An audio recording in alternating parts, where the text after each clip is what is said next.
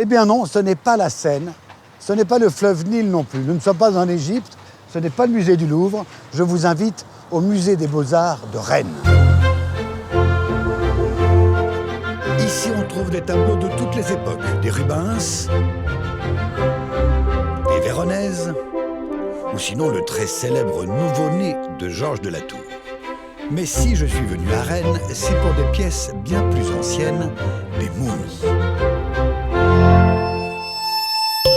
Des momies humaines, mais aussi des momies animales, qui font partie d'une petite collection d'égyptologie soigneusement conservée par le musée des Beaux-Arts. Et la momie la plus intrigante aujourd'hui, c'est celle d'un chat. J'imagine que dedans, il y a un chat. C'est ce qu'on a pensé pendant très longtemps. Mais on a un scoop. On a découvert le réel contenu de cette momie. En l'ouvrant. Et justement non, parce que les musées n'ouvrent absolument pas, veulent absolument conserver ces momies. On ne touche pas à ces momies-là, mais la science nous offre des techniques non invasives qui permettent finalement d'en savoir beaucoup plus que si on ouvrait et qu'on dégradait ce type de momies. C'est un nouveau genre d'archéologie qui émerge grâce aux techniques numériques, grâce aux recherches de ces nouveaux explorateurs du passé résolument modernes. On peut faire de la fouille virtuelle. C'est magnifique. C'est quoi? C'est une réplique? C'est une version impression 3D de l'enveloppe du chat. Alors on peut l'ouvrir? Bon, non, on ne peut pas l'ouvrir, mais on va le poser. Et avec un système de réalité augmentée, on va pouvoir voir l'intérieur du chat. Et à l'intérieur, il y a des os pleins. L'équipe a modélisé chaque os sur un dispositif de réalité virtuelle. Vous ne pouvez pas voir, vous, avec votre télé. Mais moi, avec les lunettes stéréoscopiques, je vois en 3D. Je manipule chaque os comme s'il s'agissait d'un vrai, mais sans crainte de l'abîmer. Et je constate au passage qu'il y a un peu trop d'eau pour un seul chat. Les archéozoologues ont en fait recensé plusieurs félins dans cette seule momie. Et le résultat de ces recherches a été présenté pour la Fête de la Science 2019 à travers une momie bien particulière. Ah, c'est magnifique. Quelle très belle idée d'avoir fait cette maquette en résine transparente. Échelle 1,5, échelle 1.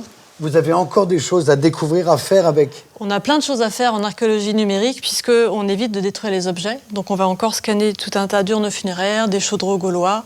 Et on ne travaille pas seulement en archéologie, mais aussi dans d'autres domaines comme la médecine. L'archéologie numérique. L'archéologie numérique. Merci Valérie. Je vais scanner encore un instant. Un instant, s'il vous plaît. Je serais bien reparti avec la production. Tant pis. Un autre animal m'attend. Ça se passe à quelques kilomètres du centre-ville de Rennes. Et nous avons eu de la chance, nous allons vivre ensemble un vrai événement scientifique.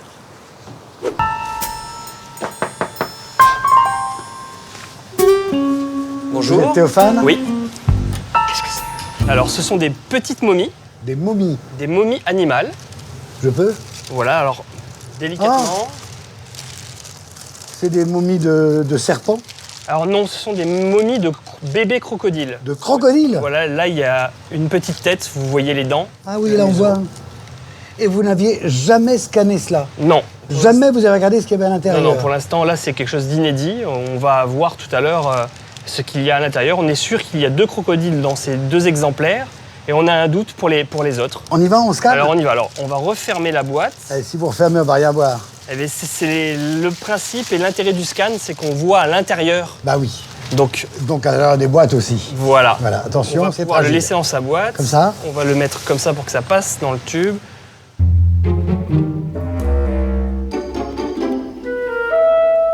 Le temps que le scanner chauffe, j'en profite pour comprendre le fonctionnement de cette énorme machine. Mais pendant qu'on y est, quelle différence il y a entre un scanner et une radio habituelle, rayon X? Tout simplement.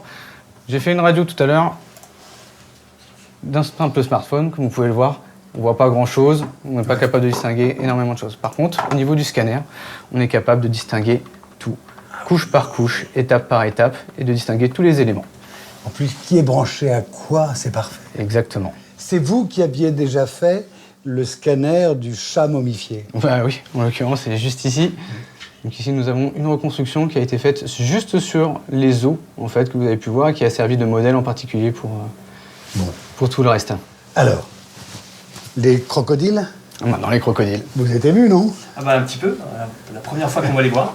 On y va? « 60 secondes, ça suffit. Qu'est-ce qu'il fait maintenant l'ordinateur? Maintenant, il va reconstruire les images. Donc, on a environ 800 images, 800 tranches de saucisson qui ont été faites sur nos crocodiles, sur une trentaine de Et on va centimètres. reconstituer l'image. Et on va reconstituer notre image en entier. Les images apparaissent sur l'écran. C'est la première fois que l'on voit ce qu'il y a dans ces momies vieilles de plus de 2000 ans. Il y a bien des crocodiles dans les bandelettes.